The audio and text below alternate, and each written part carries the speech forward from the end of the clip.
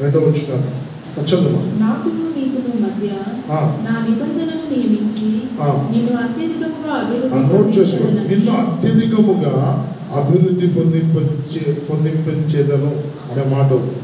ఆమేన్, హల్లెలూయా. Translation లేదు. నిన్ను అత్యధికంగా అభివృద్ధి చేస్తాను, నిన్ను అత్యధికముగా అభివృద్ధి చేస్తాను. దేవుడు ఈ జూలై మాసంలో దేవుడు మిమ్మల్ని, మీ కుటుంబాన్ని అత్యధికంగా అభివృద్ధి చేయునుగాక. దేవుడు ఆత్మీయంగా, కుటుంబపరంగా, ఆరోగ్యపరంగా, ఆర్థికంగా అన్ని రీతులుగా దేవుడు మమ్మల్ని అత్యధికమైన అభివృద్ధిని కలుగ చేయునుగాక. ఆ అభివృద్ధిని మీ కళ్ళారా చూసి మీరు అనుభవించుదురుగాక. ఓకే, దేవుడు ఈ నెల ఇచ్చినటువంటి వాగ్దానాన్ని మనం ధ్యానించుకుంటూ వాక్యంలోకి వెళ్దాం. దేవుడు ఒకే విషయాన్ని మరలా చెప్తూ ఉన్నాడంటే, ఈ వాగ్దానాన్ని మనము గత సంవత్సరంలో ఈ వాగ్దానాన్ని దేవుడు ఒకసారి చెప్పాడు. మరలా ఈ సంవత్సరం దేవుడు మరలా ఇదే విషయాన్ని దేవుడు ఆత్మ ప్రేరేపణ ద్వారా చెప్తున్నాడు. ఒకే విషయాన్ని కన్నా మరలా చెప్తూ ఉన్నాడంటే ఆ విషయాన్ని మనం ఇంకా స్వతంత్రించుకోవాల్సింది చాలా ఉంది అని, ఆ వాగ్దానాన్ని మనం అనుభవించాల్సింది ఇంకా చాలా ఉంది అని. అంత మాత్రమే కాదు, ఆ విషయంలో దేవుడు మరి ఎక్కువగా మన విషయంలో శ్రద్ధ కలిగి ఉన్నాడు. అంటే దేవుడు మనల్ని దీవించాలని, మనల్ని అత్యధికంగా అభివృద్ధిలోకి నడిపించాలని దేవుని యొక్క అభిలాష, దేవుని కోరిక ఉంది. అందుకే దేవుడు గత సంవత్సరంలో మాట్లాడాడు, మరలా ఈ సంవత్సరంలో కూడా అదే వాగ్దానాన్ని మరలా గుర్తు చేస్తూ, నేను నిన్ను అత్యధికముగా అభివృద్ధిలోకి నేను అభివృద్ధి చేస్తానని దేవుడు ఈ మాటల్ని పదే ఈ మాటల్ని మనతో మాట్లాడుతున్నాడు. కనుక మనం అత్యధికముగా అభివృద్ధి చెందాలని దేవుడు కోరుకుంటున్నాడు, మనం కూడా కోరుకోవాలి. దేవుడు మన విషయంలో ఆశ కలిగి ఉన్నాడు, శ్రద్ధ కలిగి ఉన్నాడు, మనల్ని ఈ విషయంలో ప్రోత్సహిస్తున్నాడు. నిన్ను అత్యధికముగా అభివృద్ధి చేస్తాను అని దేవుడు చెప్తున్నాడు. కనుక మనం కూడా ఆశపడి ఆ వాగ్దాన ఫలాలు అనుభవించుదుముగాక. వాటిని మనమందరము ఈ మాసములో, ఈ సంవత్సరంలో స్వతంత్రించుకుందుముగాక. దేవుడు అబ్రహాముతో ఈ మాట చెప్పడమే కాదండి, ఈ వాగ్దానాన్ని ఎలా స్వతంత్రించబడుతుందో కూడా అక్కడ దాన్ని సవివరంగా చెప్పేశాడు. అబ్రహామా, నేను నిన్ను అత్యధికముగా అభివృద్ధి చేస్తాను. ఎలా నువ్వు అభివృద్ధి పొందుకోగలవో, ఎలా అత్యధికంగా నువ్వు దీవించబడగలవో వాటిని కూడా అబ్రహాంకి అక్కడే 17వ అధ్యాయంలో ఆ విషయాన్ని తెలియపరిచాడు. ఏమిటవి అంటే, మనము దేవుని చేత అభివృద్ధి పొంది అత్యధికమైన అభివృద్ధిలోకి మనం నడిపించబడాలంటే దేవుడు అబ్రహాముతో చెప్పిన 3 మాటలు ఏంటంటే, ఒకటి, నిందారహితముగా జీవించాలి, నిందారహితముగా జీవించాలి. 2, నిబంధనలో జీవించాలి. 3, కృతజ్ఞతతో జీవించాలి. దేవుడు అబ్రహాముకి చెప్పిన మాటలు ఇవే. అయ్యా, నా సన్నిధిలో నువ్వు నిందారహితంగా జీవించు, అప్పుడు నేను నిన్ను అత్యధికముగా అభివృద్ధి చేస్తాను. అబ్రహాము, నువ్వు నిబంధనలో జీవించు, నిన్ను అభివృద్ధి పరిచి అత్యధికమైనటువంటి అభివృద్ధికి కలగ చేస్తాను అని. నా సన్నిధిలో నువ్వు కృతజ్ఞతతో జీవించు, అప్పుడు ఈ వాగ్దానాన్ని నువ్వు, నీ పిల్లలు వీటిని స్వతంత్రించుకుంటారో ఈ వాగ్దాన ఫలాలు మీరు అనుభవిస్తారు అని. కనుక ఇవే మన కీవర్డ్స్, 3 కూడా కీవర్డ్స్. ఈ 3 తాళపు చెవులు మీరు గుర్తుపెట్టుకోవాలి. నేను అత్యధికంగా దేవుని చేత దీవించబడి దేవుని చేత నేను అభివృద్ధిలోకి రావాలి అంటే మాత్రం నేను ఈ 3 విషయాల్లో దేవుని సన్నిధిలో కనపడాలి. ఏమిటంటే అవి, మొదటిది ఏంటంటే నిందారహితంగా జీవించాలి, 2, నిబంధనలో జీవించాలి, 3వది కృతజ్ఞతతో జీవించాలి. చెప్పండి, అందరూ చెప్పండి. మొదటిది, 2, 3 జీవించాలి. ఈ 3 మాటలు గుర్తుపెట్టుకోండి. ఈ తాళపు చెవులు పోగొట్టుకున్నారనుకోండి, దానికి సంబంధించిన దీవెనలు పోతాయి, దానికి సంబంధించినటువంటి అభివృద్ధి పోతుంది. మీరు తాళపు చెవుల్ని భద్రంగా పెట్టుకోవాలి. ఎప్పటి వరకు ఇది? ఇంటికి పోయేంత వరకే. ఎప్పటి వరకు ఇది అమ్మా? ఎప్పటి వరకు చెప్పండి, అందరూ చెప్పండి. ఎప్పటి వరకు అన్నా గడి అవ్వండి. గడిచిన కాలం అంతా, జీవించిన కాలం అంతా. Very good. ఎప్పుడు వరకు అంట? మీరు చెప్పండి, ఎప్పటి వరకు? జూలై మాసానికి ఒక్కటే కాదు, మీ జీవితం అంతా కూడా గుర్తుపెట్టుకోవాల్సింది ఏంటి? తాళపు చెవులు మీ దగ్గర ఉండాలి. ఉంటే మీరు దీవించబడతారు. వాక్యం తెలిస్తేనే కాదు, వాక్యంలో ఉన్న సూత్రం కూడా మనకు తెలిస్తేనే మనం దీవించబడతాం. కనుక దేవుడు నిన్ను అత్యధికంగా దేవుడు అభివృద్ధి చేయాలి అంటే, అభివృద్ధిని పొందుకోవాలి నువ్వు అంటే, ప్రియమైనటువంటి దేవుళ్ళరా ఖచ్చితంగా ఈ తాళాన్ని నీ దగ్గర ఉండాలి, తాళాన్ని నువ్వు ఉపయోగిస్తూ ఉండాలి. ఈ మాటని మనం ధ్యానించుకుంటూ వెళ్దాం. ఆదికాండము 17వ అధ్యాయం 1వ వచనం. తీసారు అందరూ? 17వ అధ్యాయం 1వ వచనం చదువు. అబ్రాము 99 ఏళ్ల వాడైనప్పుడు యెహోవా అతనికి ప్రత్యక్షమై నేను సర్వశక్తిగల దేవుడను, నా సన్నిధిలో నడుచుచు నిందారహితుడవై ఉండుము. చాలు, మీరు ఇప్పుడు తలల పైకి ఎత్తారు, నేను చెప్పుకుంటూ వెళ్తాను. అబ్రాహాంతో దేవుడు చెప్తున్న మాట ఏంటంటే, అయ్యా నేను నిన్ను దీవించాలి అంటే, నిన్ను అభివృద్ధిలోకి నేను తీసుకొని రావాలంటే, అమ్మ నేను చెప్పే మాటలు అర్థమవుతుంది కదా. దేవుడు నేను నిన్ను దీవించి నేను నిన్ను అభివృద్ధిలోకి తీసుకొని రావాలంటే నువ్వు మొదట నా సన్నిధిలో ఎలా కనపడాలంటే నిందారహితముగా కనపడాలి అంట. నిందారహితంగా కనపడాలి. మాచపురమోలు చెప్పండి, నిందారహితంగా కనపడడం అంటే ఇది. మాచపురమోలు చెప్పాలి, నిందారహితంగా. ఓకే, పెద్దోళ్ళు ఎవరైనా చెప్పండి, 3 సంఘాల నుంచి కానీ ఆయా ప్రాంతాల నుంచి చూడంలో నిందారహితం అంటే ఏంటి? పెద్దోళ్ళు చెప్పండి. ఓకే, యవనస్తులు చెప్పండి, ఎవరైనా సరే. నిందారహితంగా అంటే ఏంటి?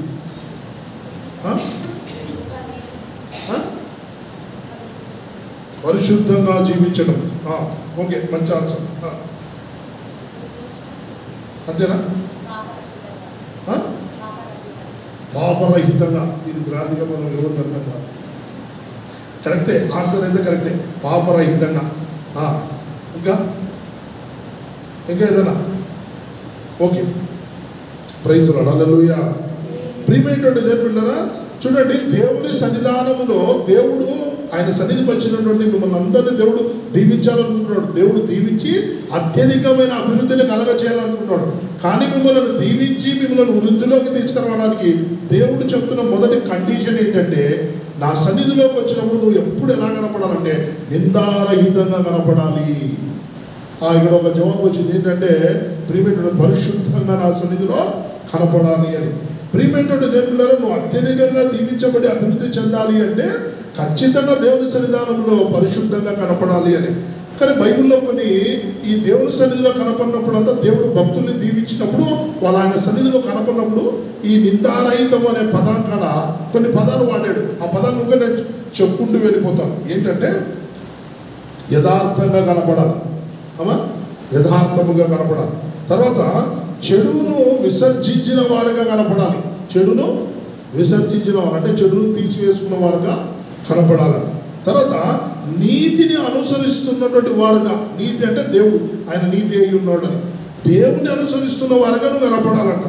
అయితే ఏమంటే నిష్కలంకముగా అంటే మచ్చ డాబు లేకుండా, అంటే ఏ పాపం కూడా నీలో లేకుండా దేవుని సన్నిధిలో కలంకము లేని వ్యక్తిగా నువ్వు కనపడాలి. అంటే ఈ మాటల్ని పర్యాపదాన్ని ఈ మాటలు ఉపయోగించుకుంటాడు. భక్తులు దేవుని సన్నిధానానికి వచ్చినప్పుడు పరిశుద్ధంగా కనపన్నారు. దేవుని సన్నిధానానికి వచ్చినప్పుడు దేవుడు చూసినప్పుడు వాళ్ళు యథార్థంగా కనపన్నారు. దేవుని సన్నిధానానికి వచ్చినప్పుడు దేవుడు వారిని దీవించబోతున్నటువంటి సమయంలో వాళ్ళు నిష్కలంకంగా కనపడ్డారు. వారు దేవుని సన్నిధానానికి వచ్చినప్పుడు దేవుని యొక్క నీతిని అనుసరిస్తున్నటువంటి వారుగా వారు కనపడ్డారు. అలా కనపడినప్పుడు దేవుడు వారిని, భక్తులను దేవుడు దీవించి అభివృద్ధిలోకి తీసుకొని వచ్చాడు. ఆమేన్. ప్రియమైనటువంటి దేవుళ్ళారా, దేవుడు మనల్ని దీవించి అభివృద్ధి పదములోకి దేవుడు నడిపించాలంటే మనం జ్ఞాపకం పెట్టుకోవాల్సినటువంటి విషయం ఏంటంటే, ఖచ్చితంగా నేను దేవుని సన్నిధికి వెళ్ళినప్పుడు దేవుని సన్నిధి ఎలా కనపడాలి? చెప్పండి, ఇప్పుడు చెప్పండి. పరిశుద్ధంగా కనపడాలి, యథార్థముగా కనపడాలి, నిష్కలముగా కనపడాలి, నీతిని అనుసరిస్తున్న వారిగా నేను కనపడాలి. అప్పుడు దేవుడు మనం దీవించే అభివృద్ధిలోకి. మనం అనుకుంటాం, చాలాసార్లు వాగ్దానాలు తీసుకుంటాం, ఏమనంటే దేవుడు నిన్ను అత్యధికంగా దీవించి వృద్ధిలో కలగజేస్తుంటే మనకు చాలా సంతోషం అనిపిస్తుంది. అయితే దేవుడు ఇక్కడ ఒక కండిషన్ పెట్టాం. నిశ్చయంగా నాకు కూడా ఆశ ఉంది, నాకు కూడా కోరుకుంది, నా బిడ్డలైనటువంటి మిమ్మల్ని ఆశీర్వదించి అభివృద్ధి పరిచి వృద్ధిలోకి తీసుకొని రావాలని ఆశపడుతున్నాను. నువ్వు వృద్ధిలోకి రావాలి అంటే, అభివృద్ధి పదములోకి నడిపించబడాలి అంటే ఎన్నెన్నో ప్లాన్లు వేసి హల్లెలూయా ప్రణాళికలు వేసి ఆలోచన చేసి బుర్ర బద్దలయ్యేటట్టు కష్టపడి రాత్రంతా నిద్రపోకుండా ఆలోచించి రాత్రి పగలు కష్టపడితే మీరు ఏ దాంట్లోకి వస్తారు? అమ్మ చెప్పండి, ఏ దాంట్లోకి వస్తారంట? అభివృద్ధిలోకి వస్తారా? దేవుడు ఇక్కడ ఏమని చెప్తున్నాడు? నేను మిమ్మల్ని ఆశీర్వదించి నేను మిమ్మల్ని అభివృద్ధిలోకి నేను తీసుకొని వస్తాను. ఎప్పుడో కష్టపడినప్పుడు అన్నాడా? రాత్రంతా ఆలోచించినప్పుడు అన్నాడా? అసలుకి దేవునికే టైం లేకుండా, ప్రార్థనే చేయకుండా, వాక్యమే చదవకుండా, భక్తి చేయకుండా, పనులు పనులు పనులు చెప్పండి. ఇంకేమి? ఉద్యోగాలు ఉద్యోగాలు ఉద్యోగాలు, ఇంకేమంట? చదువులు చదువులు చదువులు అన్నప్పుడు ఇంకేమేమున్నాయి? వ్యాపారాలు వ్యాపారాలు వ్యాపారాలు. ఏం చెప్పరమ్మా? హల్లెలూయా. ప్రియమైనటువంటి దేవుని బిడ్డలారా, దేవుడు చెప్తున్నటువంటి మాట ఏంటంటే, నువ్వు వృద్ధిలోకి ఎప్పుడు వస్తావయ్యా అంటే, నువ్వు దేవుని ఎదుట పరిశుద్ధంగా కనపడినప్పుడు, నువ్వు పరిశుద్ధంగా నిందారహితంగా కనపడినప్పుడు, నువ్వు చేసే ఒక చిన్న పని కానీ అందులో దేవుని యొక్క ఆశీర్వాదం ఉంటుంది. నువ్వు చదివే చదువులో కానీ అందులో ఆశీర్వాదం ఉంటుంది. నువ్వు దేవుని ఎదుట వచ్చినప్పుడు నిందారహితంగా పరిశుద్ధంగా నీతిని అనుసరించిన జీవితాన్ని నువ్వు కనపరిచినప్పుడు నిన్ను దేవుడు దీవించడమే కాదు, దేవుడు నిన్ను వృద్ధిలోకి దేవుడు తీసుకొని వస్తాడట. హల్లెలూయా. అలాంటి జీవితం ప్రతి ఒక్కరికి దేవుడు అనుగ్రహించును గాక. హల్లెలూయా. నిర్గమకాండం 12వ అధ్యాయం 13వ వచనం ఒకసారి చదవండి. నిర్గమకాండము 12వ అధ్యాయం 13వ వచనం. మీరున్న ఇండ్ల మీద ఆ రక్తము మీకు గుర్తుగా ఉండును. మీరు ఉన్న గుమ్మాల మీద ఆ రక్తము మరకలుండును. నేను ఆ రక్తమును చూసి నిన్ను నశింపచేయక దాటిపోయేదను. చాలు. హల్లెలూయా. అందరి చేతులు చెప్పండి. ఇశ్రాయేలు ప్రజలు ఐగుప్తు దేశంలో ఉన్నప్పుడు జరిగిన ఒక సంఘటన ఏంటంటే, మరణదూత వస్తుందంట. ఏమా? ఏ దూత వస్తుంది? మరణదూత వచ్చిందనుకోండి, ఎవరు తీసుకుపోవాలనుకుంటే వాళ్ళ ఇంట్లోకి వచ్చి వాళ్ళని తీసుకొని వెళ్ళిపోతుంటుంది. పడుకున్నా తీసుకొని వెళ్ళిపోతుంటుంది. అర్థమవుతుందే? మరణదూత ఉందా లేదా? అది మీకు తెలుసా లేదా? అది చెప్పండి. ఉందే? ఎక్కడ చూసినారు?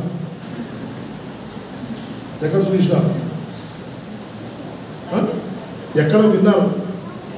ఎక్కడ?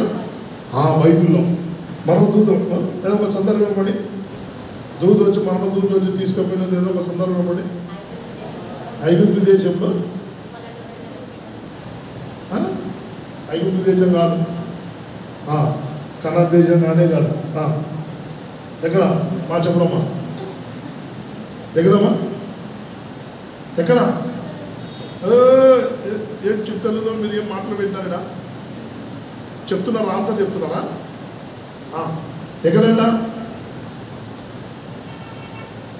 మరణదూత వచ్చి తీసుకొని వెళ్ళి ఎవరు? ఎక్కడ? Lazar. Very good, very good అమ్మా.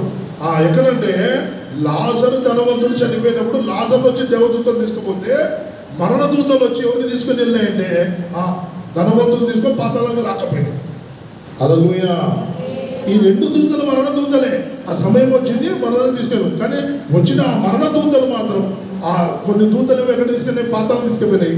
ఇంకొక దూతలు వచ్చినట్టు లాజర్ను పరదేశం తీసుకొని వెళ్ళిపోయి. హల్లెలూయా. అట్లా మరణదూత వచ్చిందంట ఐగుప్తు దేశంలోకి. దేవుడు మరణదూతను పంపుతున్నాడంట. పోయి ఐగుప్తు దేశంలో ఎవరెవరు పాపం పండిందో వాళ్ళందరినీ, టైం అయిపోయిన వాళ్ళని తీసుకొని వచ్చేయండి. ఆ మాట దేవుడు మోషే ద్వారా ఆ మాట చెప్పాడు ఇశ్రాయేలు ప్రజలందరికీ. మరణదూత వస్తుంది అని చెప్పేసి దేవుడు చెప్పిన పని చేయండి, మనం బతికి పట్ట కడతామని చెప్పి. అయ్యి ఏం చేయమంటారయ్యా? మరణదూత వస్తుంది చెప్పండి తొందరంటే, ఒక గొర్రెను బలించి ఆ రక్తమును తీసుకొని వారి యొక్క ద్వారగుమ్మాలకి నిలువు అడ్డం పుయ్యమనంట. నిలువు ఒకటి, అడ్డం ఒకటి. ఆ కమ్మెలకి అంటే ద్వార గుమ్మాలకి పుయ్యమనంట. అట్లా అందరు గొర్రెలు బలించి ఆ రక్తం తీసుకొని కమ్మెలకు పూసారట. ఆ రాత్రి ఐగుప్తు దేశంలో మరణదూత వచ్చేసింది. అందరూ ఆ గొర్రె పిల్ల రక్తాన్ని పూసి అందరూ వాకిలు వేసుకుని లోపల ఉన్నారు. ఉంటే మరణదూత వచ్చి వెళ్ళిపోయింది. పొద్దున్నే లేచి వాకిలు తెలిస్తే ఎవరెవరి ఇళ్ళకైతే ఆ కమ్మెలకి గుమ్మాలకి ఆ గొర్రె పిల్ల రక్తం రాయబడిందో ఆ ఇంట్లో ఒక్కరు చచ్చిపోలేదట. ఎవరెవరైతే ఈ గొర్రె పిల్ల రక్తం లేదో గుమ్మాలకి వాళ్ళ ఇంట్లో ఉన్నటువంటి మొదబ్బాయి మొదటి ఏమంటాం ప్రథమ పుత్రుడు చనిపోయాడు. భయంకరమైనటువంటి శోకము ఐగుప్తు దేశంలో బయలుదేరింది. భయంకరమైన అరుపులు కేకలు, అనేక మంది చనిపోయారు. ప్రియమైనటువంటి దగ్గర ఇక్కడ మీరు బాగా గమనించారు. దేవుడు ఎందుకు అక్కడ చెప్పాడు అంటే మనము గుర్తించాలి. ఇప్పుడు మీరు పోయి ఇళ్ళ పోయి గొర్రెను బలించి రక్తాన్ని పూసారు. మళ్ళా అర్థమవుతుందే, ఆ యేసయ్య అనే గొర్రె పిల్ల మన కొరకు వధించబడింది అలంకారికంగా. ఇప్పుడు మనం తీసుకోవాల్సింది ఏంటంటే యేసు రక్తముతో ఏ కుటుంబం అయితే కడగబడుతుందో, అలా చెప్పేదవుతుందా, ఏ కుటుంబం అయితే ఏ వ్యక్తి అయితే యేసు రక్తంతో కడగబడి ఆయన సన్నిధిలో నిందారహితంగా కనపడతాడో, పరిశుద్ధంగా కనపడతాడో, రాబోతున్నటువంటి శిక్ష నీ మీదికి రాకుండా దేవుడు ఆపేస్తాడు. హల్లెలూయా. ఇదొక దీవెన. రాబోతున్న కీడు నుండి తప్పించబడటం కూడా ఒక మేలు, ఒక దీవెన కలిగింది నీకు రాబోతున్న కీడు నుంచి.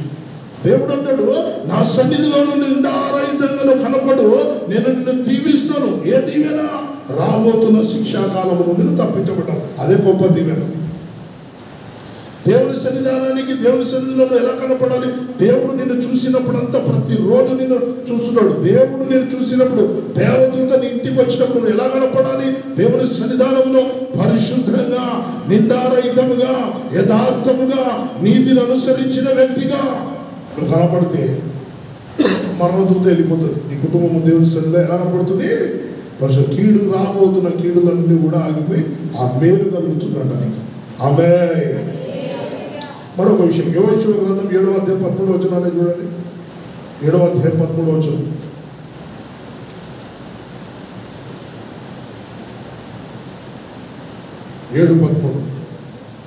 నీవు లేచి జనులను పరిశుద్ధపరచి వారితో ఇలాగ చెప్పుము, నువ్వు యెహోషువ జనులందరినీ నువ్వు పరిశుద్ధపరిచి వారితో ఇలా చెప్పు, రేపటికి మిమ్మును మీరు పరిశుద్ధపరచుకొని, రేపటి దినానికి మిమ్మల్ని మీరు పరిశుద్ధపరచుకొని, ఇశ్రాయేలీయుల దేవుడైన యెహోవా సెలవిచ్చినదేమనగా, ఇశ్రాయేలీయులారా, మీ మధ్య శాపగ్రస్తమైన, మీ మధ్యలో శాపగ్రస్తమైనది మీరు దానిని మీ మధ్య నుండకుండా నిర్మూలము చేయు వరకు, ఆ శాపగ్రస్తమైన ఏమైనా ఉన్నాయో వాటన్నిటిని తీసి పారేయండి. మీ శత్రువుల ఎదుట మీరు నిలవలేరు. చాలు. హల్లెలూయా. నేను చెప్తాను ఏంటంటే, యెహోషువ నాయకత్వంలో ఇశ్రాయేలు ప్రజలందరూ వెళ్తుండగా హాయి అనేటువంటి ఏ పట్టణము, హాయి అనే పట్టణం మీదకి యుద్ధానికి కొంతమందిని పంపించాడు యెహోషువ. పంపిస్తే వాళ్ళే పెద్ద సైన్యం ఏం కాదు, వాళ్ళు వేగుల వారు చూసి వచ్చిన వాళ్ళు యెహోషువతో చెప్పారు, అయ్యా వాళ్ళని పెద్ద పెద్ద పట్టణమేం కాదు, కొద్ది సైన్యమే ఉన్నారు, కొద్ది మందిని పంపిస్తే చాలా మనకు విజయం వస్తుంది అంటే, అప్పటికే ఎరికో పట్టణాన్ని జయించినారు. ఎరికో పట్టణాన్ని హస్తగతం చేస్తున్నారు. గొప్ప విజయ పేరుతో నడుస్తున్నారు. వాళ్ళు గొప్పగా బలపడ్డారు. దేవుడు మా పక్షం నాడు గొప్ప విజయం కలుగుతుంది అన్న టైంలో, ఆ సమయంలో వీళ్ళు హాయి వెళ్తున్నటువంటి సమయంలో ఒక చోట ఉండి వేగుల వారిని పంపించి హాయి పట్టణం మీద యుద్ధానికి పంపాలనుకున్నప్పుడు వేగుల వారిని చూసి వచ్చి, అయ్యా కొద్దిమందిని పంపిస్తే చాలంటే యెహోషువ కొద్దిమందిని పోయి కొద్దిమందిని ఆ యుద్ధ నైపుణ్యం కలిగిన వాళ్ళు కొద్దిమందిని పంపించారు. ఆ యుద్ధంలో ఓడిపోయి వచ్చారు ఇశ్రాయేలు ప్రజలు. అంత మాత్రమే కాదు, ఇశ్రాయేలు ప్రజలు 32 మంది చనిపోయారు. భయంకరమైన శోకం వినపడింది. యెహోషువ గుండె బద్దలైపోయింది. ఏంటి, యుద్ధానికి వెళ్తే మాకు అపజయం వచ్చి ఇంతవరకు ఎరికో పట్టణం మీద గొప్ప విజయాన్ని ఇచ్చాడే దేవుడు, ఎందుకు ఇలా జరిగిందని చెప్పేసి అప్పుడు యెహోషువ దేవుని పాదాల దగ్గర పడి ఏడ్చి ఏడ్చి ప్రార్థన చేస్తుంటే, దేవుడు అప్పుడు యెహోషువతో మాట్లాడాడు. ఏమంటే, యెహోషువ ఇశ్రాయేలు మధ్యలో శపించబడింది, అది ఆ శపించబడినది కానీ తీయకపోతే, ఆ సర్వ సమాజం పరిశుద్ధపరచబడకపోతే మీకు విజయం అనే అత్యధికమైన ఆశీర్వాదమే లేదు. గతములో మిమ్మల్ని ఆశీర్వదించాను, ఇక మరలా ఆశీర్వదించాలంటే, మీకు విజయం అనే అత్యధికమైన ఆశీర్వాదం కలగాలి అంటే, మీలో ఉన్నటువంటి కొంతమంది శపితమైనవి తీసుకుని వచ్చి పెట్టుకున్నారు పాలెంలో. వాటిని తీసేయమను, వాళ్ళని తీసేయమని చెప్పినప్పుడు యెహోషువ వెంటనే ప్రకటన చేశాడు, ఇశ్రాయేల్ సర్వ సమాజమా అందరు ముందుకు రండి, అందరు దేవుని సన్నిధానానికి అలా వచ్చారు. ఎవరు శపితమైన వాటిని తీసుకుని వచ్చారో పెట్టండి.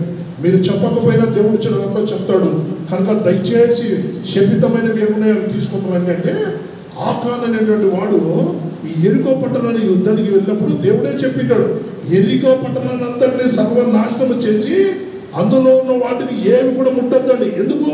అవి శపితమైనవి, అవి తెచ్చుకుంటే మీరు శపించబడతారు కనుక అవి ముట్టొద్దండి, అన్నిటినీ అగ్నితో కాల్చివేయండి. అంటే ఈ యుద్ధానికి వెళ్ళి తిరిగి వస్తుంటే ఈ ఆకాన్ అనేవాడు ఏం చేశాడంటే కొన్ని విలువైనటువంటి వస్తువుల్ని యెహోషువ నాయకుడికి తెలియకుండా లోపల పెట్టుకుని తీసుకుని వచ్చి గుడారంలో గుంత తవ్వి లోపల పెట్టినాడు.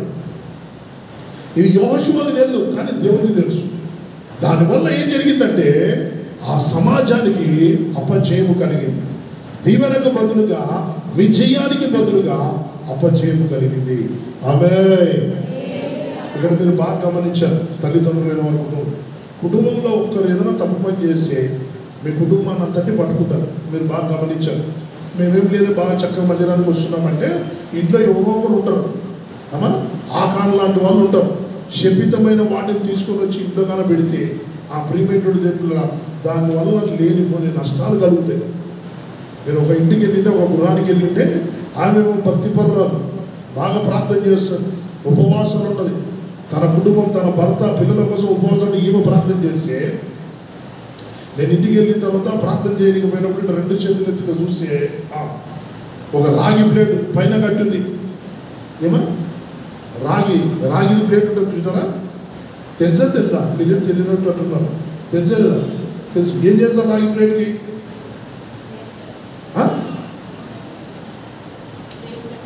ఫ్రేమ్ కట్టిస్తారు కొంతమంది. ఆ రాగి ప్లేట్ ఏముంటుంది దాంట్లో? నిలువు అడ్డు గీతలు ఉంటాయి, వేసి అన్ని రాసిటం దాన్ని రాసి అది ఫ్రేమ్ కట్టి అలా వింటారు. అది కట్టుకుంటే రాగిని కట్టుకుంటే మీ జీవితం మారుతుంది. నిజంగానే మారింది. దరిద్రం అంతా వచ్చి ఇంట్లో కూసేది. ఈ తల్లి ప్రార్థన చేసి ఎలాగో ఆశీర్వాదం ఉంది, శపితమైన వాటిని తీసుకొని వచ్చి గృహమును పెట్టి ఉండగా ఆ కుటుంబానికి ఆశీర్వాదానికి బదులుగా అపజయము కలుగుతుంది. దీవెనకు బదులుగా మేలుకరం కలిగేదిగా కీడు జరుగుతుంది. నేను అన్నాను ప్రార్థన చేసినప్పుడే చేతి అమ్మ నేను ఒకవేళ ప్రార్థన చేసి వెళ్ళిపోయినా ఒక్క రోజుకే ఆశీర్వాదం, కొద్దిగానే ఉన్నా కానీ ఆశీర్వాదం నిలబడదు. ఎందుకో ఆ దరిద్రాన్ని అంతా తెచ్చి ఇంట్లో పెట్టుకుంటారు, దాన్ని తీసేయండి. అలా మా ఆయన మాత్రం నువ్వు ఏమన్నా ప్రార్థన చేసుకో, ఉపవాసం, నువ్వు బైబిల్ చదువుకో, నీ పాత్ర నుంచి ప్రార్థన, అది ఒక్కటి మాత్రం మళ్ళీ ఇంట్లో నుంచి బయటకు వస్తుంటే మళ్ళీ 3 నిమ్మకాయలు కనుకొని నేను గుమ్మాను. ఇవేందమ్మా అన్న అంటే అన్న ఈ 3 నిమ్మకాయలు కట్టుకుంటే అంట బాగా జీవితం అంతా తిరుగుతుందంట. ఈయన అయ్యగారు తిరుగుతూనే ఉన్నాడు, ఊళ్ళు పట్టుకొని తిరుగుతూనే ఉన్నాడు. నేను అన్నాను మీ కుటుంబం బాగుపడుతుంది లేదా కానీ మీ కుటుంబంలో ఉన్న వాళ్ళు మాత్రం ఊళ్ళు పట్టుకొని తిరగడం మాత్రం. దేవుడు వాక్యం చెప్తుంది ఏంటంటే ఆయన రక్తముతో కడగబడి పరిశుద్ధపరచబడకపోతే మీకు విజయము కలగదు. అందుకే కుటుంబంలో ఉన్నటువంటి వాళ్ళందరినీ ప్రభులోకి దేవుళ్ళలోకి నడిపించుకోండి. కుటుంబము శాపగ్రస్తమైన స్థితిలోకి నడిపింపబడకుందే జాగ్రత్త పడాల్సింది ఏంటంటే ఇంకా కుటుంబంలో ఎవరైనా విమోచించబడకపోతే యేసు ప్రభువును అంగీకరించకపోతే వాళ్ళు ప్రభువులోకి నడిపించి సర్వసత్యములోకి నడిపించండి. అప్పుడు త్వరగా మీ కుటుంబాలు కట్టబడతాయి, మీ జీవితాలు కట్టబడతాయి. మీరు చేసే ప్రతి పనిలో అది ఆశీర్వాదం ఉంటుంది. ఒకరేమో కష్టపడ్డము, ఇంకొక పక్క చెప్పండి, అందరూ చెప్పండి.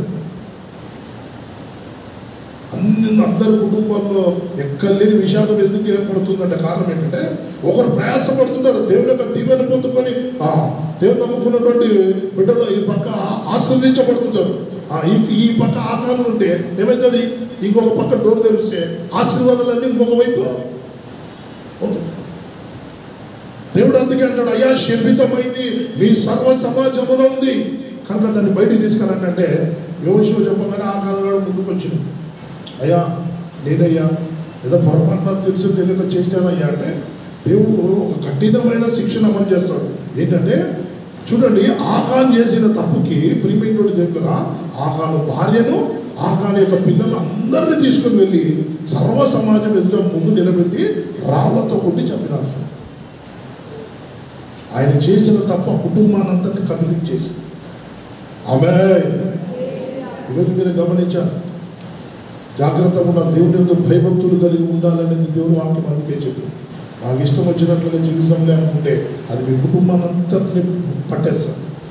మొన్న మీరు ఒక ఇన్సిడెంట్ వీడియోలో యూట్యూబ్లో చూసింటారు. పిక్నిక్ అని పోయింటే ఒక ఫ్యామిలీ మొత్తం 16 మంది ఉంటే 8 మందో 7 మందో ఆ పిక్నిక్కి వాటర్ ఫాల్స్ దగ్గర రాయి మీద నిలబడినారు. వాటర్ ఫాల్స్ నీళ్ళు ఎక్కువైపోయి ఏమైనా దుబ్బుకపోయి చిన్న పిల్లలు 8 సంవత్సరాలు 9 సంవత్సరాలు ఉన్న 2 పిల్లలు, ఒక అమ్మాయి 11 సంవత్సరాలు, ఒక అమ్మాయి, భార్యాభర్తలు 2 జంటలు మొత్తం నీళ్ళలో కొట్టుకుని వెళ్ళినారు. ఏంట ఎవడో ఉన్నాడు, ఆకారం లాంటి వాడు ఉన్నాడు. ఒక అన్న అడిగినాడు, దేవుడు నమ్ముకున్న వ్యక్తి, అన్నా చిన్నపిల్లలు ఏం చేసినారన్నా అని చెప్పేట. ఎవడో చేశాడా, కానీ పిల్లల్ని పట్టుకి వాళ్ళ తల్లిదండ్రులు చేసిన పాపము వాళ్ళ పిల్లల్ని పట్టుకుని శాపగ్రస్తంలోకి లాక్కెళ్ళిపోతుంది. ఈరోజు తల్లిదండ్రులు చేసిన పాపం పిల్లలు నేర్పుతుంది. మీకు తెలుసుకోలేదు, పిల్లల భవిష్యత్తులు ఎందుకు కట్టబడుతున్నాయి, భవిష్యత్తులు ఎందుకు దీవించబడుతున్నాయి అంటే కారణం ఏంటంటే శాపగ్రస్తమైన వాటిని పట్టుకున్నారు. దేవుని సన్నిధానంలోకి వచ్చి ఆయన రక్తముతో కడగబడి శాపగ్రస్తమైన స్థితి నుంచి విడిపించబడితే, మీరు విడిపించబడి మీ పిల్లలకున్న బంధకాల నుంచి విడిపించబడితే మీ పిల్లలు చేసే ఆ పనిలో గొప్ప ఆశీర్వాదంతో నింపబడుతుంది. ఇది వాక్యం చెప్తున్న సత్యం. ఇది ప్రియమైన తల్లిదండ్రులు చేసిన వారి పాపము వారి పిల్లల ఒడిలో వేస్తానని దేవుడు వాక్యం చెప్తుంది. 4 తరాలు వెంబడిస్తాయంట అది పిల్లలకి. తల్లిదండ్రులు చేసిన పాపం ఊరికే పోతుంది. అందుకే తల్లిదండ్రులైనటువంటి వాళ్ళు గమనించి ఆయన రక్తముతో కడగబడి ఆ శాపము నుంచి విడిపించబడి దేవుని యథార్థంగా, అయ్యా తెలుసో తెలియక గతంలో పాపం చేసి అది శాపంగా మమ్మల్ని పట్టుకైంది, మా శాపాన్ని కలవరి శిలువలో తీసుకున్నాం, ఇక మమ్మల్ని విమోచించి మమ్మల్ని మా పిల్లల మీ సన్నిధిలో పరిశుద్ధమైన ఆరాధనలు వాళ్ళు నిలబెట్టి ఆశీర్వదించండి, మమ్మల్ని మా పిల్లల్ని అభివృద్ధి పరచండి అని దేవుని ఎదుట కనపడితే, ప్రియమైనటువంటి దేవుడా మీ పిల్లలు ఆశీర్వదించబడతారు. తరతరాలు ఆశీర్వదించబడతాయి. మీరు నిలబడిన ప్రతి చోట దేవుడు గొప్ప అభివృద్ధిని కలగ చేస్తున్నాడు. ఎప్పుడో ప్రియమైన ఆయన సన్నిధిలో శపితమైన వాటిని విసర్జించి, అందుకే దేవుని వాక్యం చెప్తుంది, వారు చెడుని విసర్జించి దేవుని ఎదుట పరిశుద్ధపరచుకొని దేవుని ఎదుట నిలబడగానే దేవుడు గొప్ప విజయాన్ని ఇచ్చాడు. బైబిల్లో ఉంది. మీరు వెళ్ళిన తర్వాత ఈ యొక్క అధ్యాయాన్ని చదివి చూడండి, ముందుకు వెనక్కి చదవండి. సర్వ సమాజం ఆకాన్ని తీసుకుని వెళ్ళి చంపేశారు. ఆ శపితమైన వాటినన్నింటినీ కాల్ చేశారు. వచ్చి అందరూ కలిసి ఆయన రక్తంతో పరిశుద్ధపరచబడగానే దేవుడు అంటాడు, యోషువా ఇప్పుడు యుద్ధానికి వెళ్ళు, ఈ పట్టణాన్ని నీ చేతులకు ఇచ్చి గొప్ప విజయాన్ని కలగ చేయబోతున్నానంటే, మరుసటి రోజు యోషువ యుద్ధానికి బయలుదేరగానే ఈ పట్టణాన్ని అంతటిని దేవుడు విజయాన్ని ఇచ్చి యోషువాని ఇశ్రాయేలు ప్రజలు గొప్ప దీవెనతో నింపాడు. ప్రియమైనటువంటి దేవులారా, మనం ఎంత నైపుణ్యం కలిగిన, ఎంత జ్ఞానవంతులమై ఉంటుంది, దేవుని యొక్క వాక్య సత్యంలోకి రాగలగాలి. దేవుని వాక్య సత్యంలోకి రాగలిగితేనే మన జీవితంలో విజయమునే అత్యధికమైన ఆశీర్వాదంలోకి నడిపించబడతాం. దేవుడు అందుకే అంటున్నాడు ఈ నెల ఏంటంటే, నిన్ను అత్యధికముగా నేను దీవిస్తాను. నా సన్నిధికి వచ్చినప్పుడు నువ్వు నీతిగా, యథార్థంగా, పరిశుద్ధంగా నువ్వు కనపడు, నేను నీకు విజయమనే అత్యధికమైన ఆశీర్వాదాన్ని దేవుడు దయచేస్తాను. దేవుడు అలాంటి కృప మనం అందరం పొందుకుందాము గాక. దేవుడు ప్రతి ఒక్కరికి శపితమైన వాటిని వారి గృహాల్లోకి తీసివేసి ఆయన సన్నిధిలో కడగబడి ప్రతి ఒక్కరు ఆయన ఎదుట నిర్దోషులుగాను పరిశుద్ధులుగాను యథార్థవంతులుగా ప్రతి ఒక్క కుటుంబం కనపడును గాక. దేవుడు ప్రతి ఒక్కరి మీద దేవుడు తన దక్షిణాస్తాన్ని చాపి ప్రతి కుటుంబాన్ని అత్యధికముగా ఆశ్రయించి అభివృద్ధి పదవులోకి నడిపించును గాక. రెండవ విషయం, ప్రియమైనటువంటి ఆదికాండం 17వ అధ్యాయం 2వ వచనాన్ని చదవండి. ఆదికాండము 2వ అధ్యాయం 10వ వచనం మంద తీయండి. నాకును నీకును మధ్య నా నిబంధనను నియమించి నిన్ను అత్యధికముగా అభివృద్ధి చేసేదనని అతనితో చెప్పాను. మొదటిది ఏంటంటే నిందారహితంగా జీవించాలి. అంటే అది జీవించాలంటే అది కంటిన్యూటీ. అంటే మనం బ్రతికినంత కాలం కూడా ఎలా ఉండాలంటే ఆయన రక్తంతో కడగబడుతుండాలి. ఎప్పుడు ఆయన సన్నిధిలో ఎలా కనపడుతుండాలి? పరిశుద్ధంగా. రెండవది ఏంటంటే నిబంధనలో జీవించాలి. నిబంధన అంటే ఏంటి? నిబంధన అంటే ఏంటి మీకు తెలిసింది చెప్పండి. నిబంధన అంటే ఏంటి? ప్రామిస్. వెరీ గుడ్, మంచి ఆన్సర్. నిబంధన అంటే ఏంటి? ఒడంబడిక. గుడ్ ఆన్సర్, ఒడంబడిక. ఇంకా నిబంధన అంటే చాలాసార్లు విన్నాం. ఏమో చెప్తున్నారు, ఏమో నిబంధన అంటే ఒప్పందం. ఒప్పందం అక్కడ కూడా అక్కడ ఒడంబడిక, ప్రామిస్, ఒప్పందం. దీన్ని ఇంకోటి ఇంగ్లీష్లో మనం బాగా అర్థం అంటే అగ్రిమెంట్. అగ్రిమెంట్. దేవునికి అబ్రహాముకి, దేవుడికి తన పిల్లలకు దేవుడు ఒక అగ్రిమెంట్ పెట్టాడు. దాన్ని నిబంధన అన్నాడు. నిబంధన. అబ్రహామా, నీకు నాకు ఒక అగ్రిమెంట్, ఒక నిబంధన, ఒక ఒడంబడిక చేసుకుందాం. ఏంటంటే ప్రీపెయిడ్ దేని పెట్టారా? దేవుడు అంటాడు, నీకు నాకు ఒక నిబంధన చేసుకుందాం, ఆ అగ్రిమెంట్ చేసుకుందాము. ఆ నిబంధనలో నువ్వు ఉంటే, ఆ నిబంధనలో నువ్వు గాన ఉంటే కదా నేను నిన్ను అత్యధికముగా అభివృద్ధి చేస్తాను అని దేవుడు చెప్పాడు. ఇక్కడ అబ్రహాముకి ఇచ్చిన నిబంధన ఏంటంటే, మీరు 10వ వచనంలో అక్కడ ఉంటే చదువుతుంది, కానీ అక్కడ అబ్రహాము వారి యొక్క సంతాన పురుషులందరికీ కూడా ఒక ప్రత్యేక పరచబడేటువంటి అక్కడ ఒక నిబంధనను దేవుడు ఇచ్చాడు. ఆ నిబంధన దేనికి గుర్తుగా ఉంది అంటే ఆ గుర్తు చెప్తాడు, ఒక సింబల్. నిబంధన మన ఇద్దరికి ఒక గుర్తు, నిబంధన గుర్తు. నోవా కాలంలో నోవాకు, అయ్యా నువ్వు నాతో నిబంధన అగ్రిమెంట్ చేసుకున్నావు కదా, దానికి గుర్తు ఏంటి అని అడిగాడు. ఇక ఎన్నడూ కూడా జలప్రలయం రాని అని భూమి మీదికి, ఇక ఎన్నడూ కూడా ఇలాంటి జలప్రలయం ద్వారా ప్రపంచాన్ని నాశనం చేయను, నీతో నేను ఒక అగ్రిమెంట్ చేసుకున్నా నోవాహు అంటే, అయ్యా ఈ అగ్రిమెంట్కి ఏదైనా గుర్తు చెప్పమా అంటే ఏం గుర్తు చెప్పినాడు? ఇంద్రధనుసు. Very good. ఇంద్రధనుసును దేవుడు చూపించాడు. అందుకే మీరు ఎప్పుడైనా భీకరమైన వర్షాలు పడి వరదలు ఒక పప్పు వస్తుంటే ఎక్కడైతే ఇంద్రధనుసు వచ్చిందో వెంటనే ఆ నిబంధన గుర్తుగా దాన్ని చూసి దేవుడు వెంటనే వర్షాన్ని ఆ ప్రాంతంలో ఆపేస్తాడు.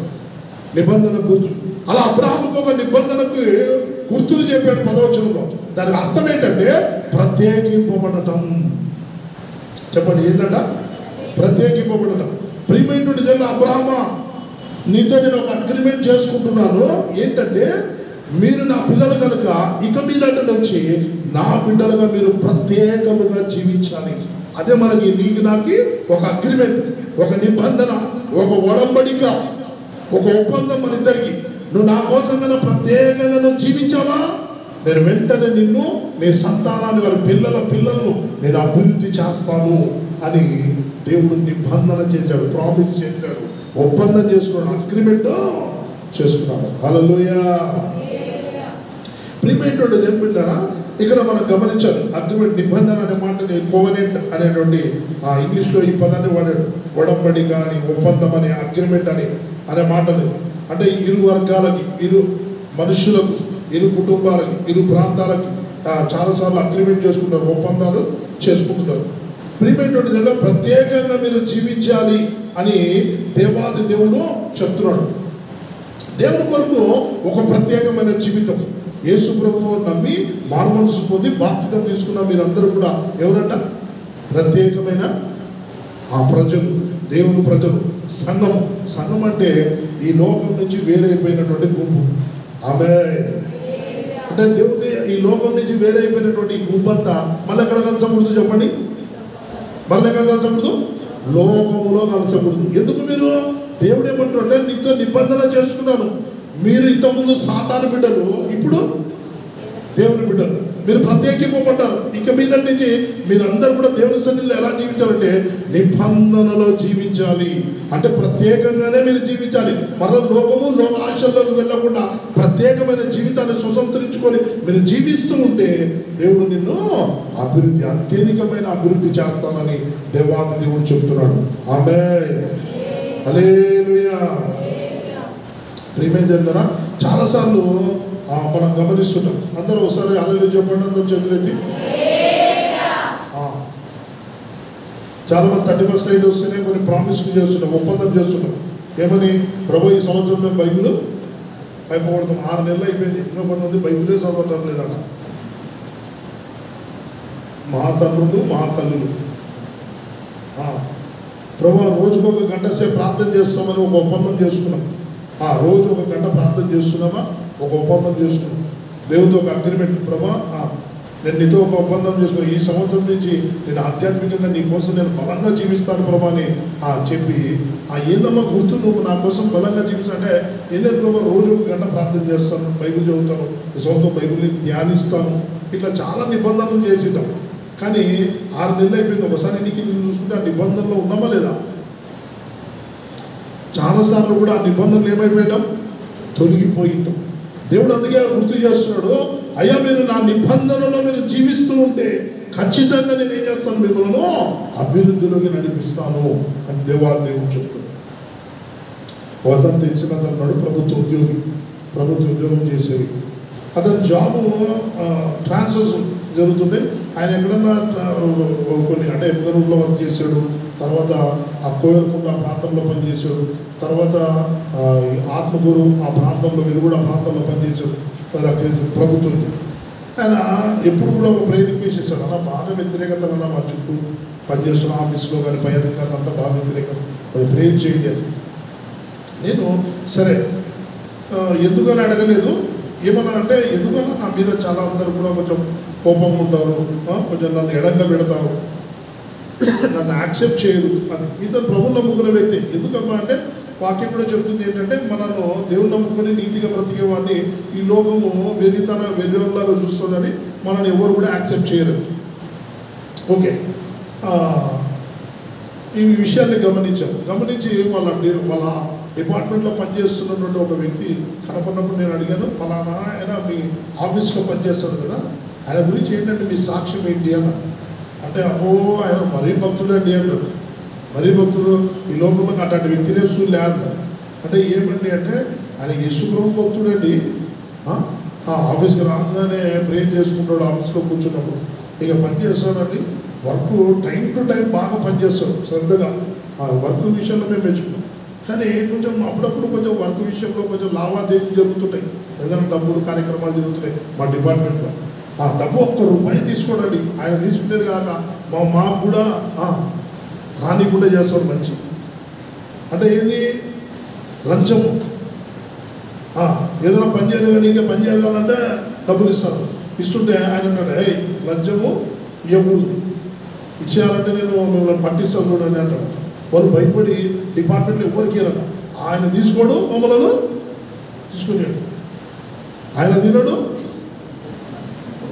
వాళ్ళు ఏమంటే మేము తింటాము నువ్వు కూడా తిను, మేము గడ్డి తింటాము నువ్వు కూడా గడ్డి తిను, మేమంతా లోకంలో ఉండేటివన్నీ తింటాము నువ్వు కూడా తిను. ఆయనతో చాలామంది అన్నారంట, అయ్యా ఇప్పుడు కాకపోతే ఎప్పుడయ్యా కొంచెం బతుకున్నప్పుడే 4 రాళ్ళు నెత్తి మీదనే వెనకనా, ఎట్టవట బతకాలి, ఎట్టవట సంపాదించాలి అమ్మా. ఆయన అంటున్నా, అక్రమమైంది నాకు ఏముంటు, నాకు నీతికి వచ్చినది కొద్దిదైనా చాలు అని చెప్పేసి. ఆయన మహాభక్తుడు అంటే అట్లాంటి వ్యక్తిని చూడలే, అందుకే మేము ఎప్పుడెప్పుడు పోతాడైనా ట్రాన్స్ఫర్ అయ్యి మా ఆఫీస్ నుంచి అని చెప్పేసి. నేను ఒక సందర్భంలో ఒక మాట అన్నా, చూసాం ఏమంటాడు అని. ఏమనంటే అన్న బాగా వ్యతిరేకమవుతుంది కదా, ఏమో తీసుకుంటే ఏమన్నా అవుతుందంటే లేదు లేదన్నా, నేను ప్రభువుని నమ్ముకున్నప్పుడు దేవుడితో నేను నిబంధన చేసుకున్నాను. ఏంటన్నా, దేవునితో నేను నిబంధన చేసుకున్నాను.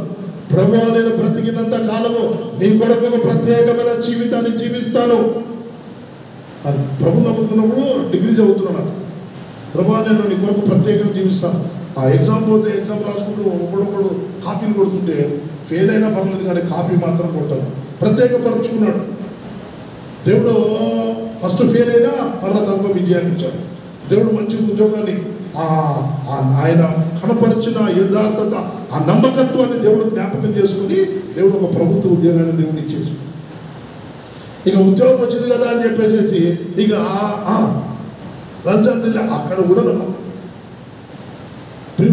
కారణం ఏంటంటే అతను అంటాడు, నేను నా దేవునితో ఒక ఒప్పందం చేసుకున్న, ప్రామిస్ చేశాను, ప్రభువా నేను పాపినైనా నా కొరకు మీరు మరణించి తిరిగి లేచి నన్ను విమోచించి పాపము నుంచి నరకం నుంచి తప్పించి పరిశుద్ధమైన జీవితాన్ని ఇచ్చి నిత్య రాజ్యానికి నన్ను వారసునిగా చేసావు కనుక బ్రతికినంత కాలము నీ బిడ్డకు ఒక ప్రత్యేకమైన జీవితాన్ని జీవిస్తాను. ఎక్కడ కూడా లోకముతోనూ నేను కలవను. ఒకవేళ ఉద్యోగం పోయినా అని ప్రియమైనటువంటి దానికి ఎన్ని ట్రాన్స్ఫర్లు వచ్చినా ఆయన మాత్రం దేవుడితో నిబంధనల నుంచి బయట రావు. అయ్యా నేను దేవునితో మనుషులతో కాదు, ఎవరితో అంట? దేవునితో నిబంధన చేశాను. బైబిల్లో ఒక మాట ఉంటుంది, ఏమనంటే నీతిమంతుడు అంట మాట ఇస్తే మాట తప్పదు. అంటే మనుషులకు కూడా మనం ఏదైనా మాట ఇప్పినామంటే మాట తప్పకూడదు అంట. ఎందుకో యేసే పిల్లలం కనుక. దేవుడు మనకు కనుక మాట ఇచ్చాడు, మాట నెరవేరుస్తాడు. ఆయన మాట ఇచ్చి నెరవేర్చగలిగిన దేవుడు కనుక ఆయన బిడ్డలమైన కనుక మన మనుషులకు కానీ దేవుడికి మాట ఇస్తే మాట తప్పకూడదు. అందుకే ఆయన అంటాడు, నేను బ్రతికినంత కాలం ఆ నిబంధనలోనే ఉంటాను. నిజంగా తను దేవుడు ఆస్వాదించాడు, ఆ కుటుంబాన్ని ఆశ్రయించి దేవుడు అత్యధికంగా దేవుడిని గొప్ప చేస్తూ వెళ్ళిపోయాడు. హల్లెలూయా. ఈరోజు ప్రియమైన దేవులారా, నేను అంటాను, దేవుడి కొరకు నువ్వు ప్రత్యేకమైన జీవితాన్ని జీవిస్తున్నావా? నీ చదువుల్లో కానీ, నీ ఉద్యోగంలో కానీ, మీరు చేస్తున్న పనుల్లో కానీ, వ్యాపారంలో కానీ యేసయ్య పిల్లలమని ఒక ప్రత్యేకమైన జీవితాన్ని స్వతంత్రించుకొని జీవిస్తున్నారా? అలాంటి బ్రతుకులు మనం బ్రతుకుతున్నామా? దేవుడు అంటాడు, ఒకవేళ మీరు అలాగా బ్రతికితే నేను అందరికంటే మిమ్మల్ని అత్యధికంగా ఆస్వాదించి ఏం చేస్తానన్నా అభివృద్ధి చేస్తాను. నువ్వు కష్టపడితే కొంచెం ఎదుగుతావు తాత్కాలికంగా అనేది, అది నీ పిల్లలకు ఆశీర్వాదకరంగా ఉండదు. నీ పిల్లలను అనుభవించకుండానే నీ కలిగి ఉండేవన్నీ కూడా పోతాయి. అక్రమంగా ఇతరులు అనుభవిస్తారు వాటినన్నింటినీ, వాటి కోసం నానా తాపత్రయపడాలి. ప్రియమైనటువంటి నీ కలిగి ఉన్నవి నీవు నీ పిల్లలు అనుభవించి వృద్ధిలోకి రావాలి అంటే నీతితో కూడిందై ఉండాలి. ఆమేన్. కనుక ప్రియమైనటువంటి దేవుని బిడ్డలారా, ఈరోజు దేవుని సన్నిధిలో ఉన్నటువంటి వారందరూ జ్ఞాపకం, నీ బంధనలో నేను జీవిస్తున్నానా? దేవుని కొరకు ఒక ప్రత్యేకమైన జీవితాన్ని స్వతంత్రించుకొని నేను బ్రతుకుతున్నానా అని ఒక్కసారి పరిశీలన చేసుకో. ఒకవేళ ఇంతవరకు జీవించలేకపోయినా దేవుడి వాగ్దానం ద్వారా మళ్ళా మాట్లాడుతూ, అమ్మా నా నిబంధనలోకి రండి, అయ్యా నా నిబంధనలోకి రండి. మీరు ఎంతగానో కష్టపడుతున్నారు, మీ పిల్లల కోసం, మీ కోసం, మీ కుటుంబాల కోసం ప్రయాసపడుతున్నారు. ఆ ప్రయాసకు తగిన ఫలాలు మీరు చూడలేకపోతున్నారు. కనుక అందులో ఉన్న ఆశీర్వాదం మీరు అనుభవించాలంటే నా నిబంధనలోకి రండి. నా బిడ్డలుగా మిమ్మల్ని మీరు ప్రత్యేకపరచుకొని నా ఎదుట కనపడండి. ప్రత్యేకమైన జీవితాన్ని మీరు జీవించండి. నేను మిమ్మల్ని మీ పిల్లలను ఆశ్రయించి అత్యధికంగా అభివృద్ధిలోకి నడిపిస్తాను. ఆమేన్.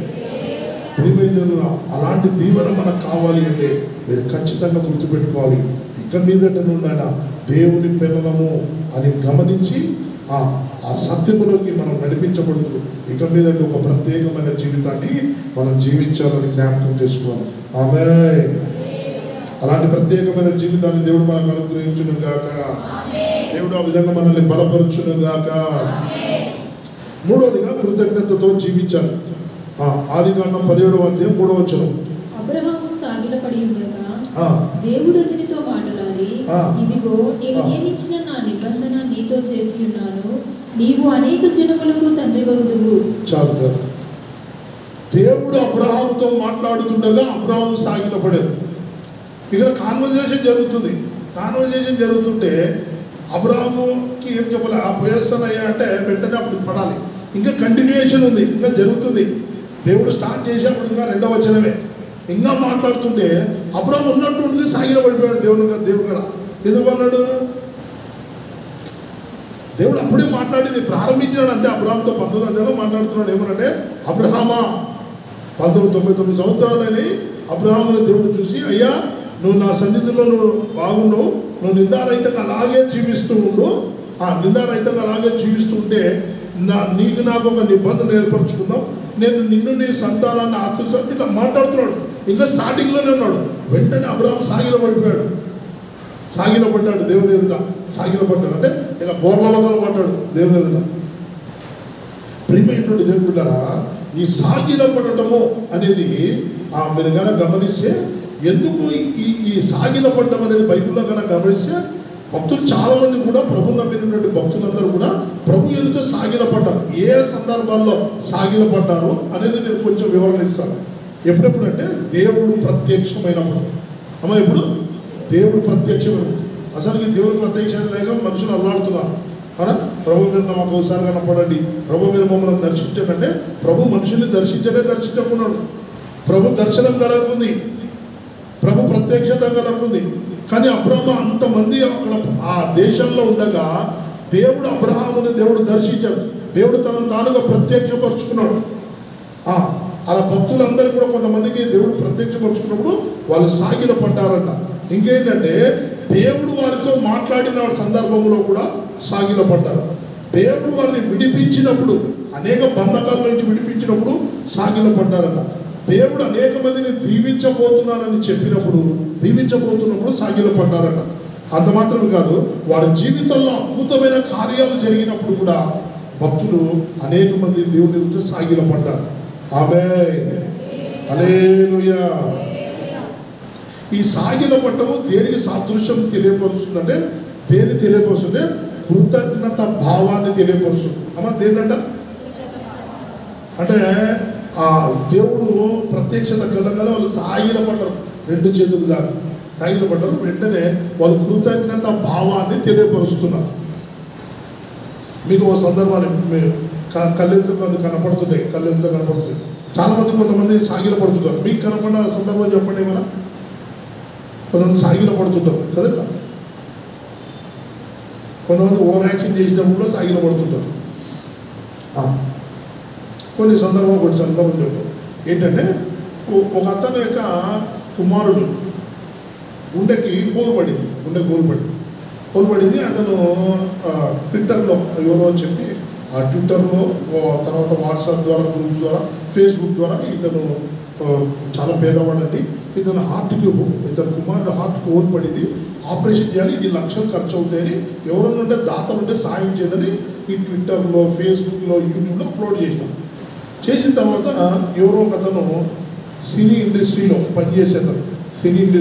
ఉండేటువంటి ఒక అతను వర్క్ వచ్చింటే అతను ఏం చేసినాడు, అతని దగ్గర ఉన్న వాళ్ళ అసిస్టెంట్లో పంపించి ఇది నిజమో కాదో కనుక్కుంటే నిజమే సార్, ఓకే అబ్బాయికి ఆపరేషన్కి అరేంజ్ చేయమని నేనే డబ్బులు ఇస్తాను. వెంటనే డబ్బులు ఇచ్చినాడు, వాళ్ళు ఆపరేషన్ అరేంజ్ చేసినారు. ఆ పిల్లలకి ఆపరేషన్ చేసి సక్సెస్ అయింది, బాగైంది. ఈ డబ్బులు సాయం చేసిన వ్యక్తి హాస్పిటల్కి వెళ్ళినప్పుడు అది వీడియో ఉంది యూట్యూబ్లో. ఆయన హాస్పిటల్కి వెళ్ళగానే ఆ పిల్లల తండ్రి వెంటనే సాగిల పడిపోయాడు. ఆయన డబ్బులు సాయం చేసిన వ్యక్తి, ఆ యాక్టర్ సాగిల పడి ఏంటయ్యా నేను మంచిగా నీ అంటే నువ్వే మా దేవుడు అయ్యా, నా బిడ్డల ప్రాణాన్ని కాపాడామని సాగిల పడి అంటే ఇది సాగిల ఎందుకు పడ్డాడు? కృతజ్ఞత. అంటే ఎంతో కృతజ్ఞత కలిగి ఉన్నా, మీరు చేసిన మేలు మామూలుది కాదయ్యా, నేను ఏం చేసినా కానీ మీరు రుణాన్ని తీర్చుకోలేనని ఆ కృతజ్ఞత మనసులో ఉంది చూస్తారా, దాన్ని తెలియపరచడానికి ఇది ఒక గుర్తు. సాగిలపడి అతను నువ్వే దేవుడు అయ్యా అని చెప్పేసి ఆయన కాళ్ళు పట్టేసుకున్నాడు, ఏడుస్తున్నాడు. అతను బాబు ఏడుస్తున్నాడు. ఆయన పట్టుకుని లేదయ్యా నేను ఏదో చేయగలిగి చేశాను. ప్రియమైనటువంటి దేవుడు చూడండి, సాగిల పడ్డం దేన్ని తెలియపరుస్తుంటే కృతజ్ఞతను తెలియపరుస్తుంది.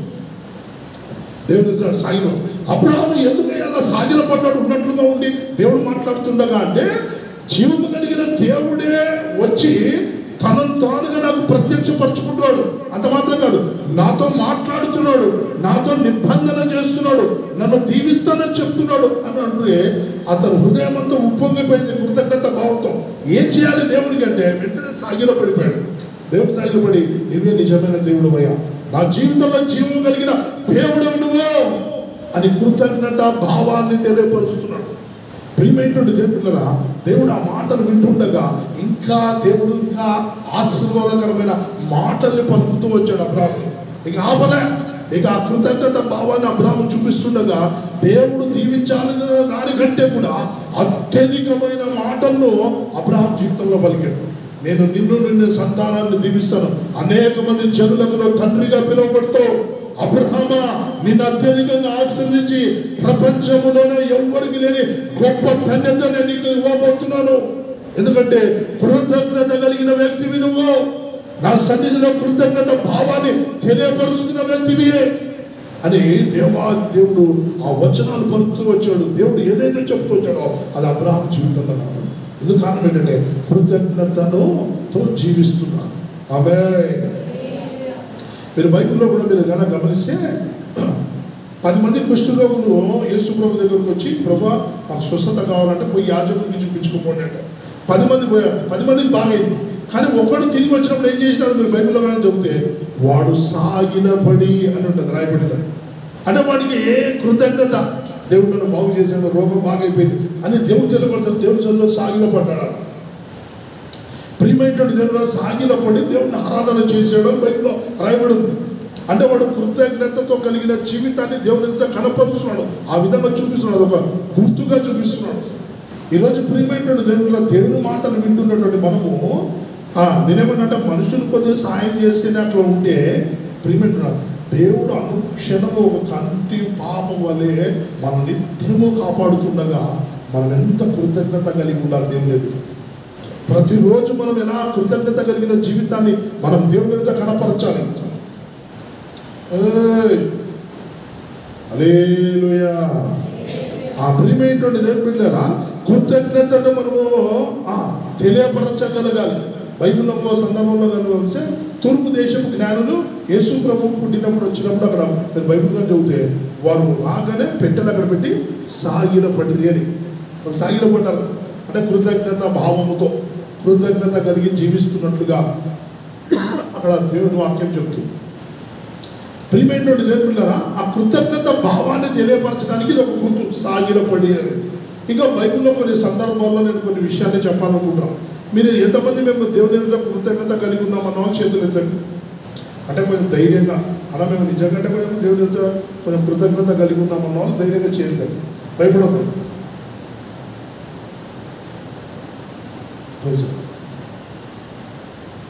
ఎత్తండి, కొంచెం బాగా ఎత్తండి, కొంచెం ఎన్నికలలో కూడా ధైర్యం వచ్చేది. కృతజ్ఞత కలిగి ఉన్నాం. ఓకే, ప్రైజ్ ఆమె ఉన్నారు, మీరంతా ఉన్నారు, ఎందుకు భయపడుతున్నారు మీరంతా?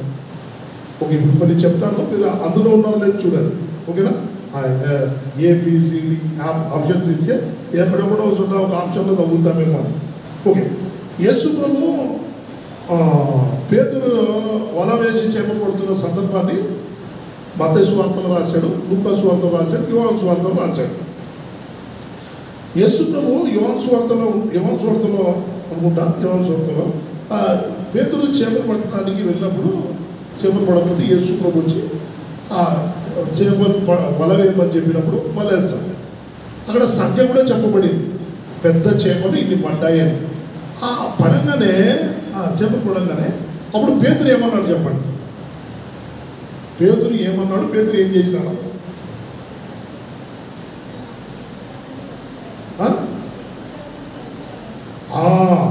ఏంటన్నా, ప్రభా పాపాత్మునైనా నేను నాకు ఏముంది ప్రభా, నాకు అసలు దౌర్భాగ్యుని, నేను పనికిమాలలో నన్ను ఇంతగా దీవిస్తావు అన్నట్టు, అయ్యా పాపాత్మునైనా నువ్వు విడిచి వెళ్ళిపో ప్రభా అని చెప్పేసి అంటుంటాడు. అంటే ఇంకా మనసంతా కృతజ్ఞతగా నిండిపోయింటే దేవుడు ఏమంటాడు, నన్ను విడిచి వెళ్ళిపో ప్రభా, వెళ్ళిపో అంటుంటాడు. అందరూ యేసు ప్రభు కూడా చూస్తూనే ఉంటాడు.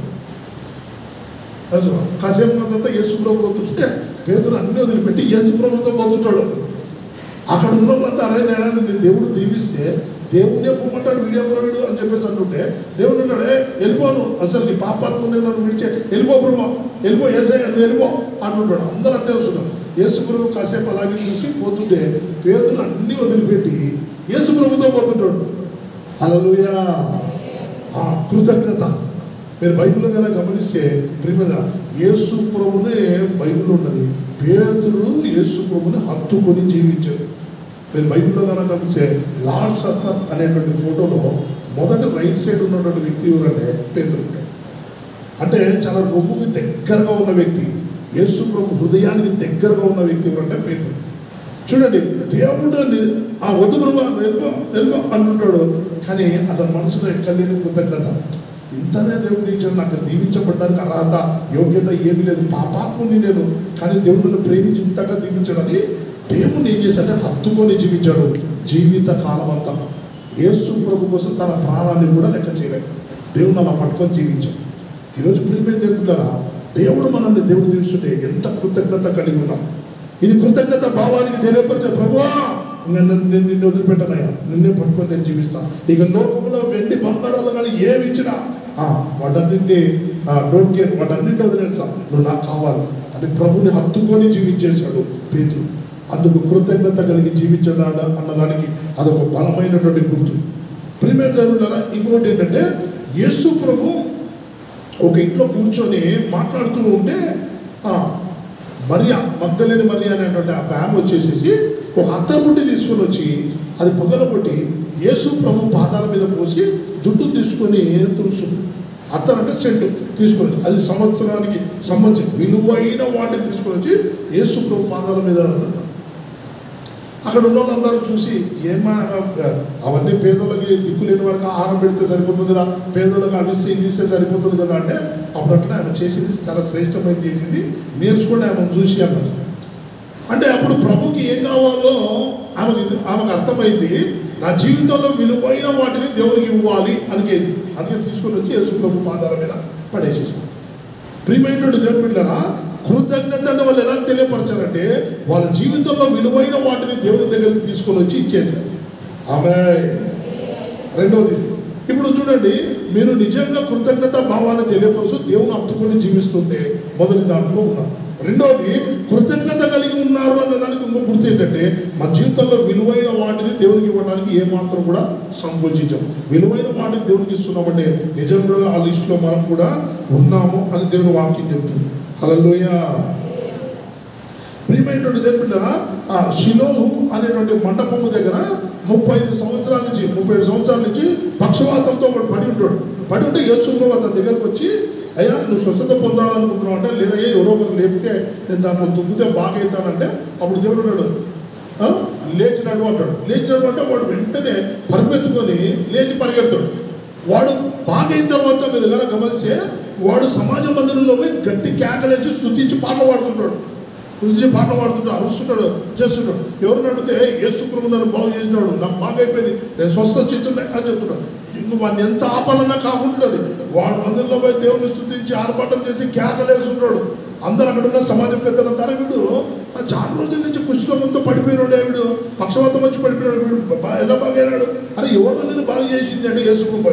కొంచెం ఆగరా అంటే వీడు ఆగడు, దేవుని స్తుతిస్తాడు, కేకలేస్తాడు. అంటే వీడు కృతజ్ఞతను ఎలా తెలియపరుస్తాడు అంటే, ఒకప్పుడు బయట ఉన్నాడు, ఇప్పుడు బాగా అయిన తర్వాత ఎక్కడికి వచ్చినాడు, సమాజ మందిరంలోకి వచ్చాడు. మందిరంలోకి వచ్చి ఇంకా ఊరుకుండటంలే, వారి కృతజ్ఞత భావాన్ని ఎలా తెలియపరుస్తుంటే స్తుతించి ఆర్భాటించి తెలియపరుస్తున్నాడు. నా ప్రభుని ఇన్నాళ్ళు నేను స్తుతించలేకపోయినా నన్ను బాగు చేశాడు కనుక నా కృతజ్ఞత ఈ విధంగా తెలియపరుస్తాను. గట్టిగా దేవుని స్తుతిస్తున్నాడు, ఆర్భాటిస్తున్నాడు, ప్రభు గురించి సాక్ష్యం ఇస్తున్నాడు. హల్లెలూయా. మనం స్తుతిస్తాం కదా దేవుని. మనం స్తుతించినామనుకోండి, మనం ఆరాధించినప్పుడు మనం నిద్రపోతున్నాం. అమ్మా ఏదో వాకింగ్ చెప్తున్నప్పుడు కొంచెం నిద్ర వస్తుంటుంది, కొంచెం అల్లు ఇది వస్తుంది. సాతాను అనుకున్నాడు, మేము వినియకుండా శివుని మూస్తుంటాడు. అప్పుడు అంటే ఆరాధన చేసేటప్పుడు ఏం నిద్రమా, ఆరాధించినప్పుడు నిద్రపోతున్నాం. హల్లెలూయా. నిద్రపోతున్నాం అందరూ చెప్పండి హల్లెలూయా. బోలో యేసు మహారాజ్కి. పిల్లలకు అర్థం కదా. ప్రియమైనటువంటి దేవుని బిడ్డలారా, దేవుడు వాక్యం చెప్తున్నటువంటి విషయం ఏంటంటే వాడు సమాజ మందిరంలోకి వచ్చి అంతగా స్తుతించి ఆరాధిస్తున్నావు అంటే, అరే ఏమన్నా నువ్వు అందరు మామూలు స్తుతిస్తుంటే నువ్వేమరా అంత ఆర్భాటం చేస్తున్నావు అంటే, నేను కృతజ్ఞత కలిగి ఉన్నాను బాబు, నేను ఇలాగే ఆరాధన చేస్తాను. అందుకే దేవుడిని ఆరాధించినప్పుడు బైబిల్లో ఏమన్నా రాయబడి ఉంటుందంటే ఆర్భాటముతో, ఏమా ఆర్భాటముతో అంటే ఆర్భాటంతో గట్టిగా కలిసి దేవుడిని స్తుతించి ఆరాధించాలి. ఇప్పుడు దేవుడు మహాకృపను బట్టి మనకు ఆరాధించుకోమని సేవ చేయించారు. అవునా? ఇప్పుడు ఆరాధించారు. రాబోతున్న దినాల్లో ఏమవుతుందో తెలియదు మనకి. చైనా పరిస్థితి అవుతుంది ఏమవుతుందో తెలియదు. కానీ భారతదేశంలో దేవుడు మహాకృపను బట్టి పోయిన వారంలో హైకోర్టు క్రిస్టియన్స్కి సంబంధించి ఒక 4 బలమైనటువంటి విషయాన్ని రూల్స్ పాస్ చేసింది. క్రైస్తవుల మీద ఏమైనా దాడి జరిగినా 10 ఏళ్ళు జైలు శిక్ష, సువార్తను అడ్డగించిన వారికి జైలు శిక్ష, ఇట్లాంటివి ఒక 4 విషయాల్ని జారీ చేసింది.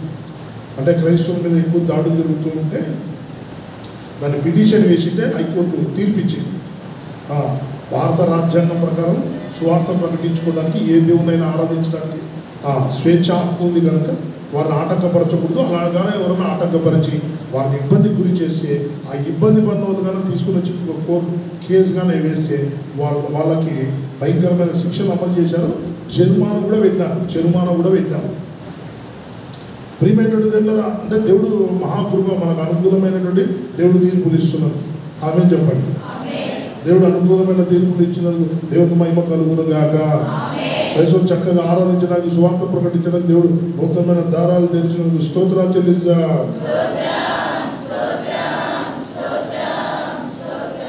ఆమేన్.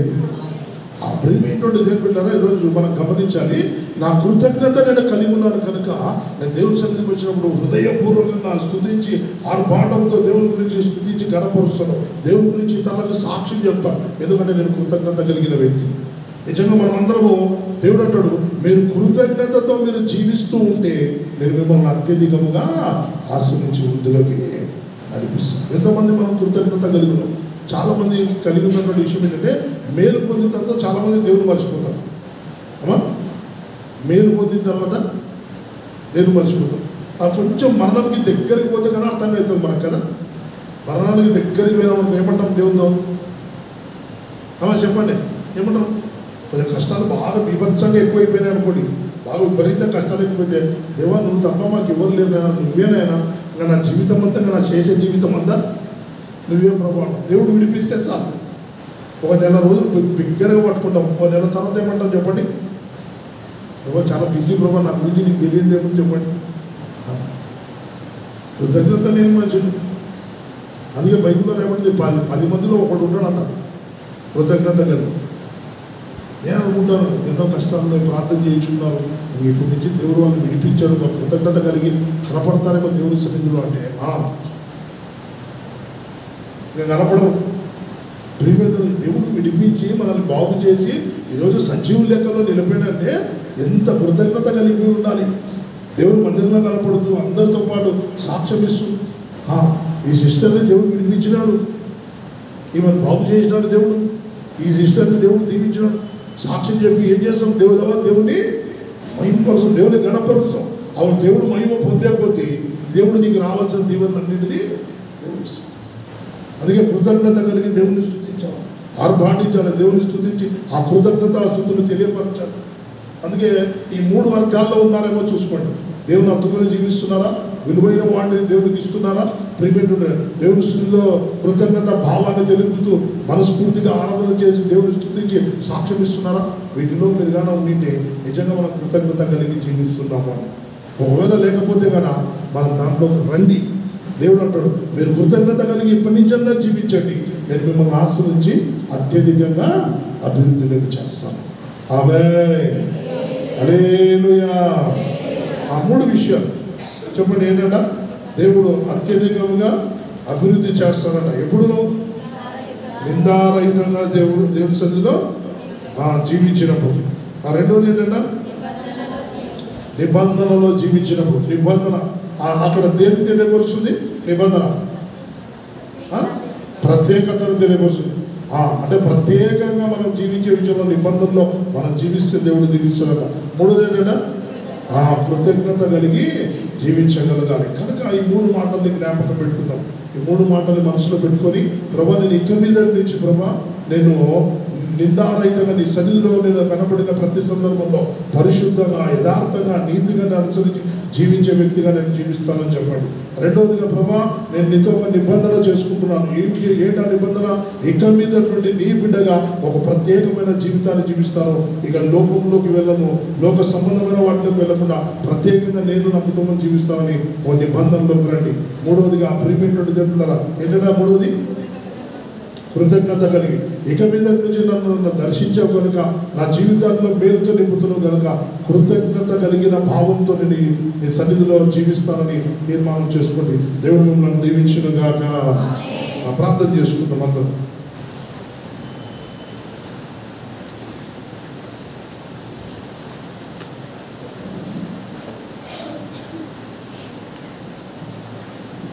ప్రార్థన చేసుకున్నాం అందరం.